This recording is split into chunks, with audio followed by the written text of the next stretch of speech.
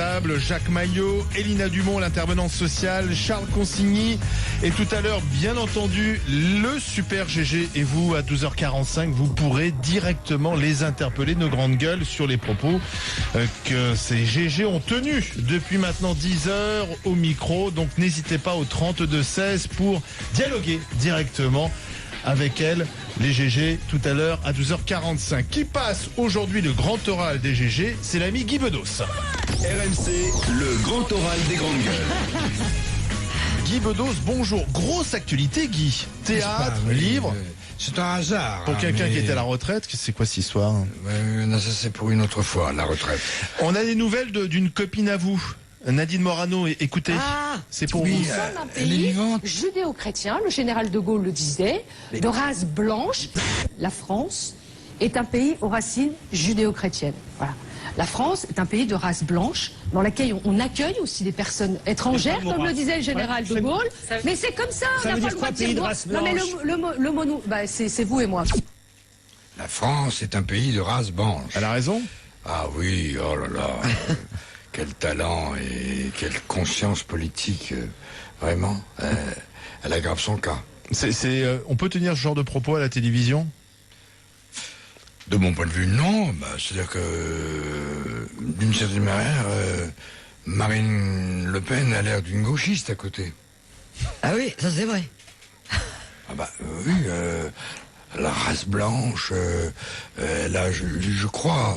J'ai pas regardé, je crois qu'il a été question de moi pas mal aussi, l'autre soir, mais voilà, que dire sur Nadine Morano? J'ai plus envie de parler Nadine Morano, je m'ennuie là. Oui, mais Nadine Morano, elle vous a poursuivi en justice.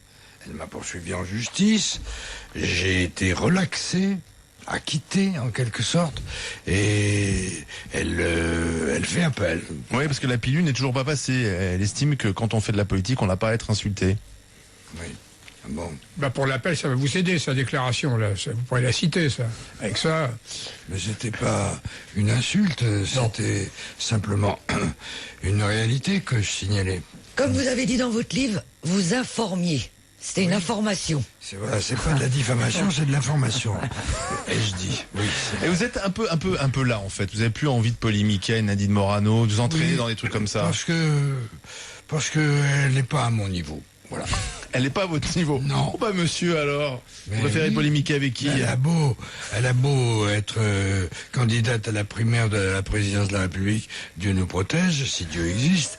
Mais franchement, voilà.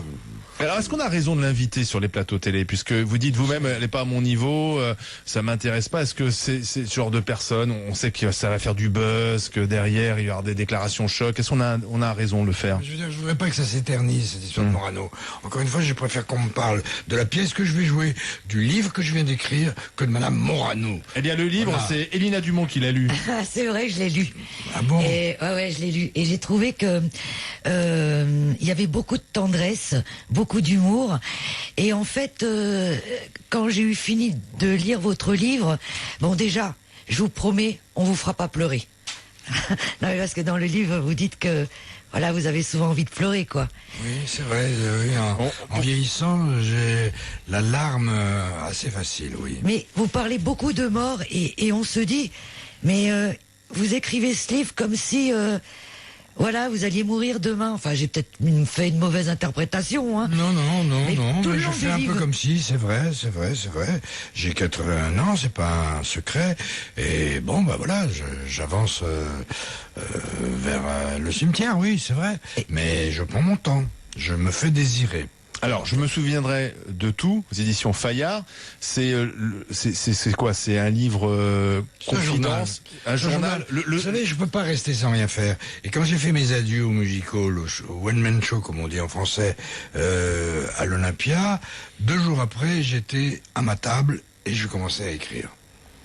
Parce que j'ai besoin, c'est pas pour faire parler de moi, ça, j'ai besoin d'avoir une activité, j'ai besoin de ne pas être un retraité. Mais alors, est-ce que vous trouvez ça ne va pas du tout.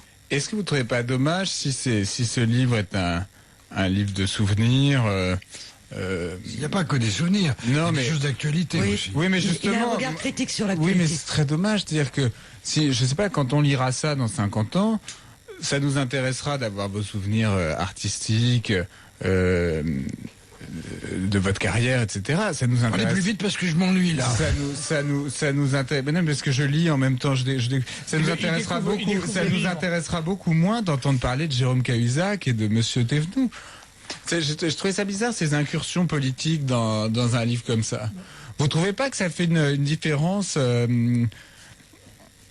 je sais pas, c'est comme des tâches. Non, je m'ennuie pas du tout. Allez-y, faites une phrase c'est un marrant peu comme il longue. est désagréable. Mais... J'essaie d'être gentil, je me dis bon, ne lui rentre pas dedans bêtement, essaye de voir le bon côté de ce livre qui ne présente aucun intérêt, sois sympa, et vous créez l'antipathie spontanément. C'est pas grave, tant pis, écoutez. Non, mais parce que tu... J'ai rien compris. Ce que je veux dire, c'est que dans un livre qui est donc en partie un livre de souvenirs que vous écrivez tard, c'est un journal, je vous dis. C'est un journal que j'écris au jour le jour et j'écris ce que je veux, ce qui me vient. Que peut-être on lira dans 50 ans. Qu'est-ce que vous... Je trouve que ça n'est pas du tout intéressant de savoir ce que vous pensez de Monsieur Thévenoud. Je trouve que Monsieur Thévenoud c'est pas intéressant et d'avoir en plus le point de vue de Guy Bedos sur Monsieur Thévenoud. Bon, je trouve ça dommage. Alors salut. Alors au revoir. Et je m'en fous de ce que je vous dis simplement que dans 50 ans, vous êtes le seul à me dire ce que vous me dites. On lira ça. Autour de moi, on ne me dit que des choses agréables. Bah, c'est normal. Vous êtes dans les grandes gueules, Guy. Alors, c'est normal. Je l'emmerde, je sais même pas comment il s'appelle. Mais c'est sûr, je montre moins ma tête à la télé que vous. On s'emmerde. Même vos copains s'emmerdent. C'est dingue comme il est. C'est fou d'être désagréable à ce point-là. J'ai le respect des aînés, donc je vous dirai pas, je ne vous humilierai pas, mais c'est quand même singulier. Vous arrivez avec un livre, franchement, qui n'a aucun intérêt. J'essaye d'en trouver dedans. Vous êtes extrêmement désagréable. Donc gardez votre livre qui n'a aucun intérêt. Et vieux con, je t'emmerde aussi. Et je crèverai sans doute après toi. Et ce sera juste. C'est pas sûr. Mais c'est pas sûr. C'est pas sûr. C'est bizarre d'être si désagréable alors que j'essayais d'être mais je m'y attendais pas du tout à un type comme ça parce que moi je viens dans une émission avec des gens que j'aime bien. Et qu'est-ce que tu fous là, toi? C'est un accident, je vous le dis. Je suis là parce que moi je ne me contente pas d'avoir le discours politique de Miss France depuis 50 ans. J'essaie de réfléchir avec ma tête, contrairement à vous, et donc en effet on m'invite dans des émissions. Je suis pas là à dire la paix c'est pas bien, c'est bien connu. La paix c'est bien et la guerre c'est pas bien. C'est bien, c'est des grandes gueules. Ça s'appelle les grandes gueules. Non, mais c'est pas bon. Alors c'est maladif d'être comme ça à ce niveau-là, c'est grave. Qu'est-ce que vous pourriez dire sur François Hollande? On parlait tout à l'heure du documentaire qui passe ce soir. Quelque chose de très intéressant sans doute. C'est moi qui parle maintenant. Qu'est-ce que vous pourriez dire sur François Hollande? Il y a un documentaire ce soir sur les coulisses du pouvoir. Bon, on connaît votre engagement à gauche. On connaît un peu à gauche. Pas du côté de François Hollande. Voilà, on connaît votre dessin. Voilà, c'est pas la gauche pour vous, Hollande. Non. C'est Valls, c'est la gauche. Je partage l'avis de millions de gens qui ont voté pour Hollande, qui ont surtout voté contre Sarkozy, comme je l'ai fait moi-même, et qui sont déçus, c'est le moins qu'on puisse dire. Vous pourriez dire ras-le-bol, comme l'a dit Martine Aubry d'Emmanuel Macron? Je ne copie jamais Martine Aubry. Et je me fous de Macron. Ah, vous vous en foutez? Il est pas à votre niveau.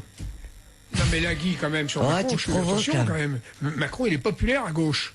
Non mais là, oui.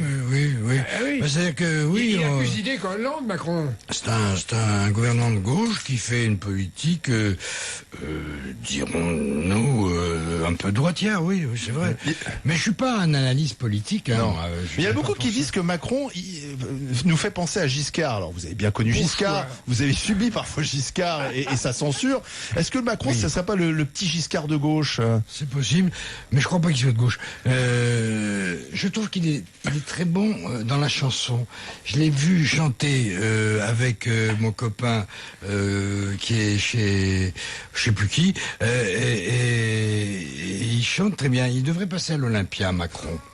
Ça marcherait mieux. Vraiment.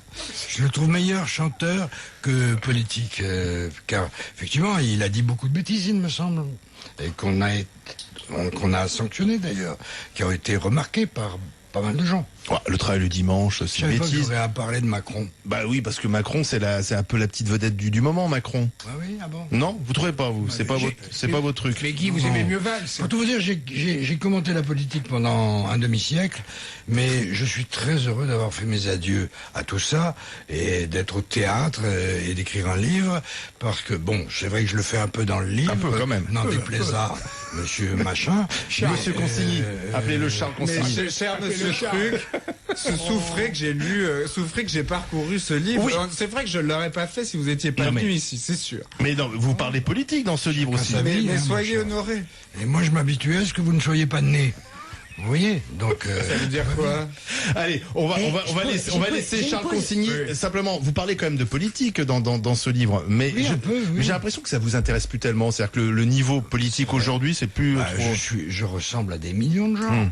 En ce moment, les gens c'est même pas déçus, ils deviennent indifférents à ce qui se passe. Donc, et le ciel est vide, il y a personne à admirer. Moi, à un moment, oui, c'est vrai que je suis plutôt de gauche. Je suis allé soutenir, comment s'appelle-t-il, Mélenchon, là où Marine Le Pen risque d'être élue. Hénin Beaumont. Et franchement, Mélenchon, il est tellement fou de lui-même, il est tellement attentif à ce qui peut être dit de lui, etc. Il adore les médias, mais il supporte pas les journalistes.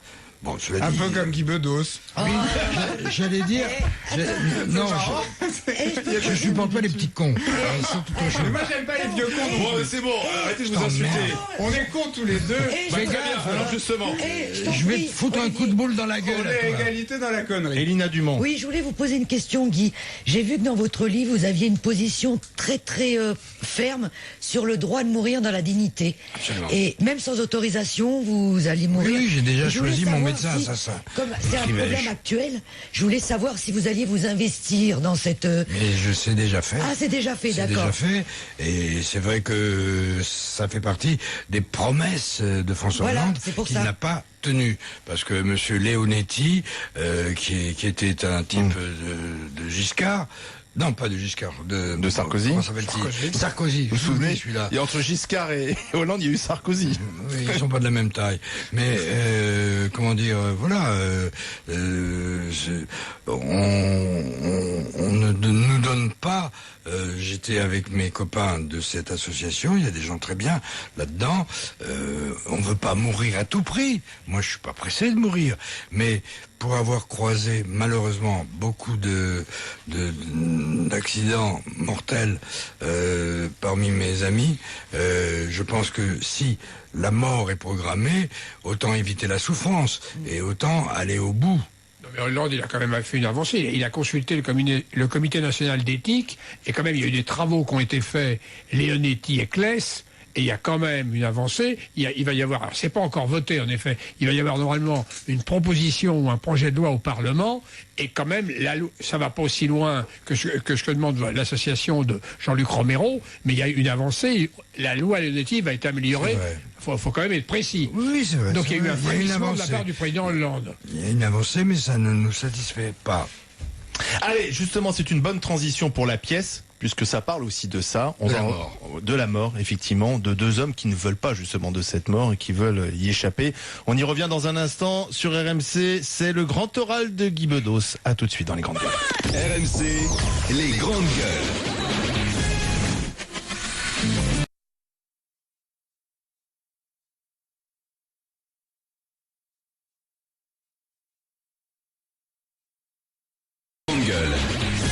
C'est Guy Bedos, l'ami Guy Bedos qui passe aujourd'hui le grand oral des GG avec Jacques Maillot, Charles Consigny, Elina Dumont. Il s'est fait déjà un ami, Charles. Guy Bedos, Philippe Magnan. Guy Bedos, Philippe Magnan, c'est tous les soirs à 19h au Théâtre Hébertot à Paris, dans cette pièce. Un charmant partenaire. Oui. Excellent acteur. Grand acteur. -2. Alors, -2, c'est au départ deux types qui se réveillent. Dans un hôpital, même aux urgences, et à qui le médecin de service vient annoncer qu'ils en ont un moi, pour une semaine à vivre, cancer du poumon, et l'autre, Magnan, 15 jours, cancer du rein. Et il décide en pyjama de se barrer de cet hôpital et d'aller faire des tours. Et on les retrouve faisant du stop, dansant, draguant une fille. Et il tombe sur une jeune femme. Salle des fêtes, etc. Et la pièce est très drôle, très tendre aussi. Il y a beaucoup d'humour, d'humour noir parfois. C'est de l'humour noir pur. Oui, parce qu'on parle on rit de la mort, on rit de la vieillesse. Mais vous savez, moi j'ai fait ça dans mes propres spectacles toute ma vie, donc je me retrouve d'une certaine manière dans la pièce de Samuel Benchley. Bon, on dira pas la fin parce que bon, il y a une surprise à la fin dans le scénario.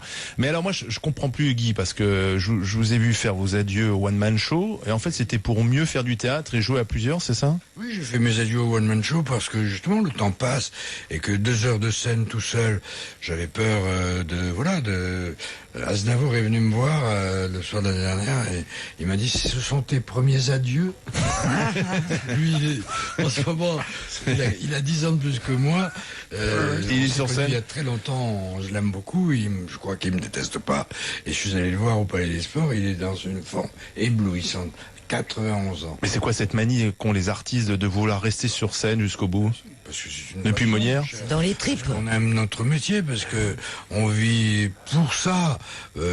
Moi, depuis l'âge de 17 ans, je n'ai pensé qu'à ça. Je n'ai fait que ça. Je suis passé à l'écriture grâce à Jacques Prévert, qui m'a dit que, parce que j'avais pas de boulot, je venais du théâtre classique, moi.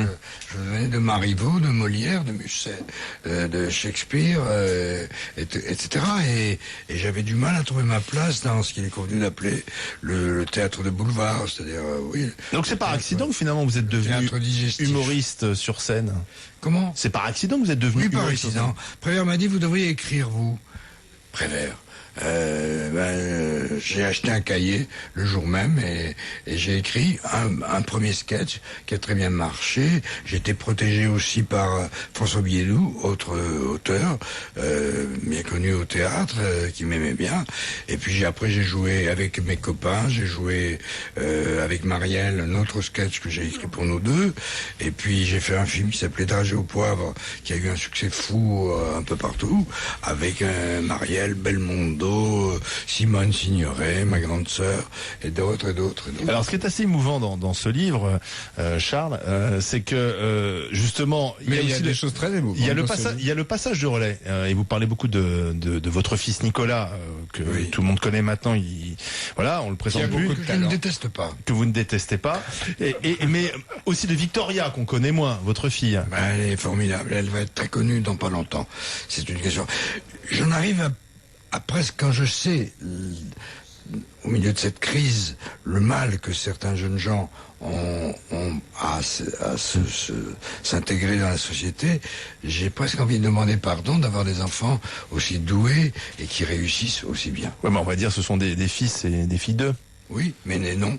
Ils ne me doivent que peut-être une certaine estime et une certaine estime dans mon travail, parce qu'ils me voient sur scène depuis très longtemps, puis qu'ils se baladent du côté de ma bibliothèque, etc.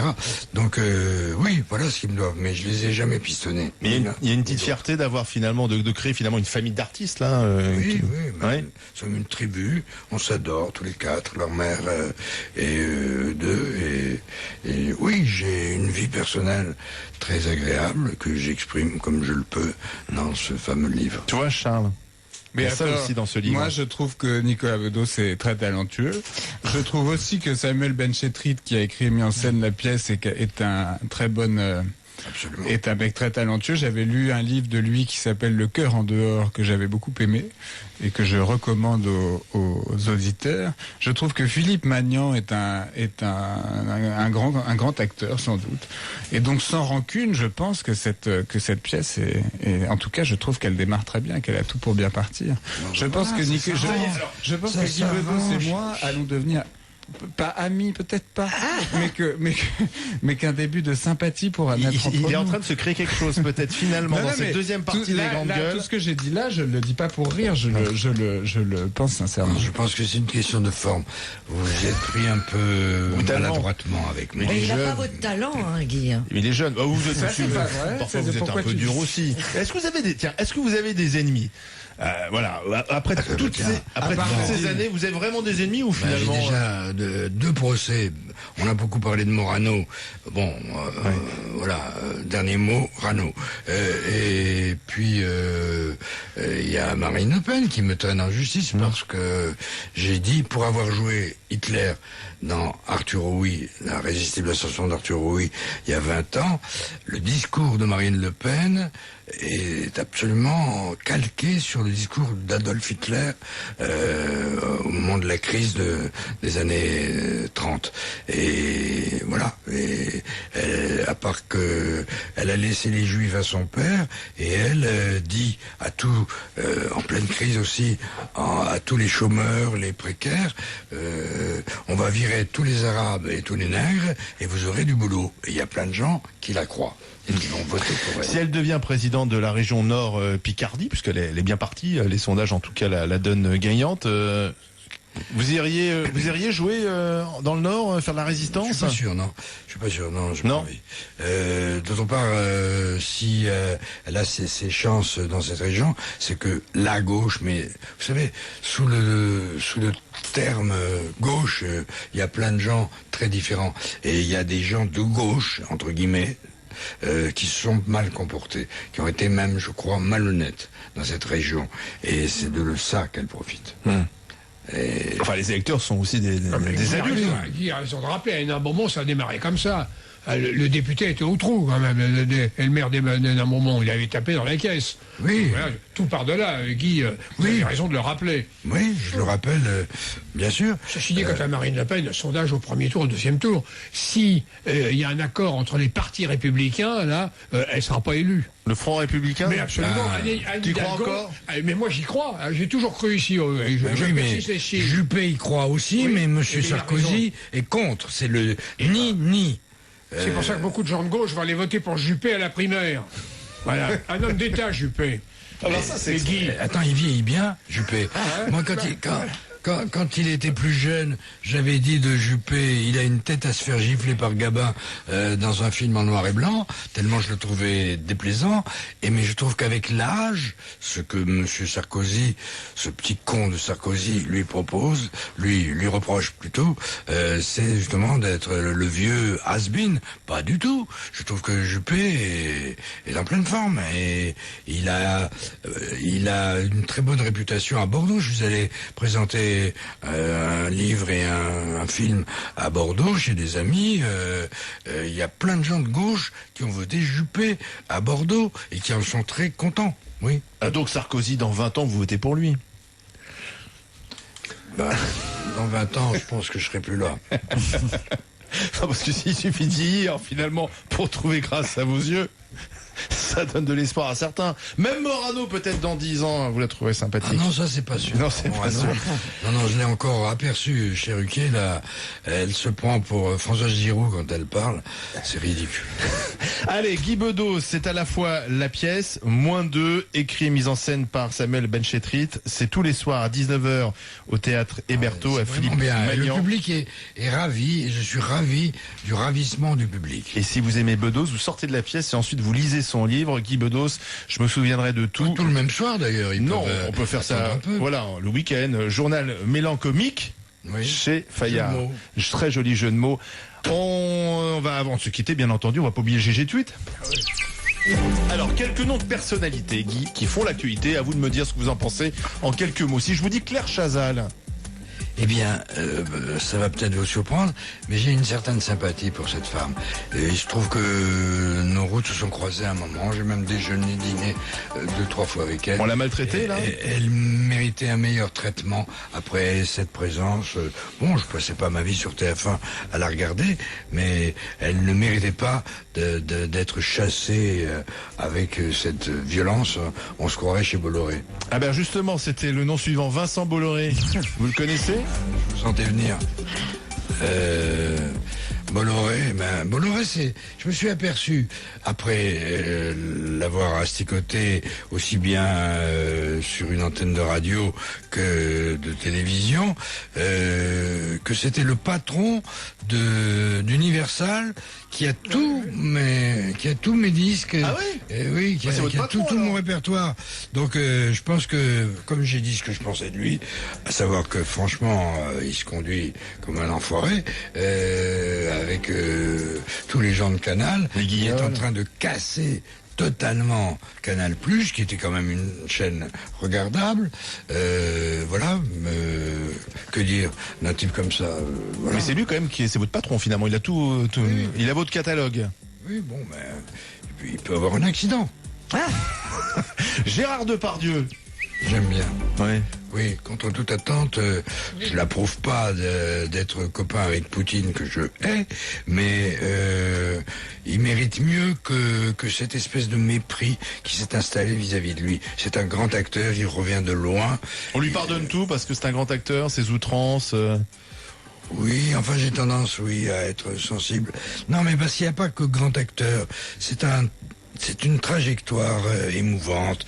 Il vient d'un petit bled, voilà, d'un milieu très modeste et tout ça.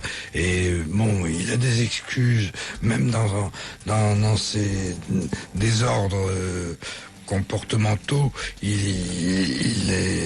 Voilà, j'ai tendance à lui pardonner.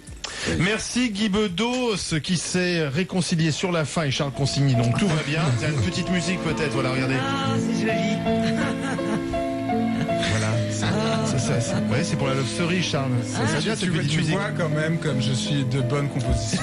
Charles Consigny, Guy Bedos, Jacques Magnolina Dumont et Guy Bedos donc sur scène et en librairie Fayard. Je me souviendrai de tout, journal Mélan Comique. Merci Guy. Merci de votre accueil.